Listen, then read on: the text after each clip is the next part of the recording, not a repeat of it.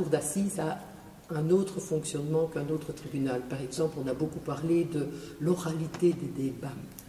Qu'est-ce que ça veut dire?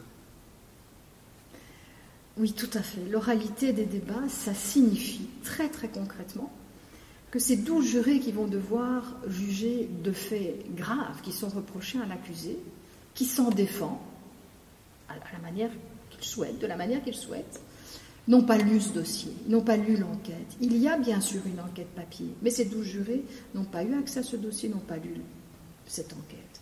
Et donc, comment faire? Eh bien, on va faire revivre tout ce dossier devant eux en convoquant le juge d'instruction, les enquêteurs principaux, les experts qui ont remis des rapports d'expertise, ADN, téléphonie, balistique, tous les rapports d'experts que vous pouvez imaginer.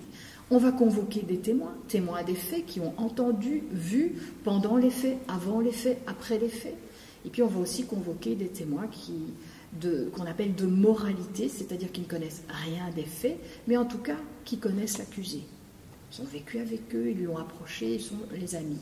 Et tout ça participe de l'oralité des débats. Il est évident que devant des juges professionnels qui ont lu le dossier, qui vont instruire ce dossier à l'audience, devant des avocats, un procureur qui a lu son dossier, devant un prévenu des victimes qui ont lu le dossier, on n'a pas besoin de faire revivre le dossier. On sait ce dont on parle et on va directement au cœur du sujet. Ici, il faut absolument, à l'issue des débats, que ce jury connaisse les éléments à charge et les éléments à décharge qu'il y a dans cette enquête, dans ce dossier papier. Et tout ça s'accompagne aussi d'un pouvoir un peu différent du président de la cour d'assises, c'est le pouvoir discrétionnaire.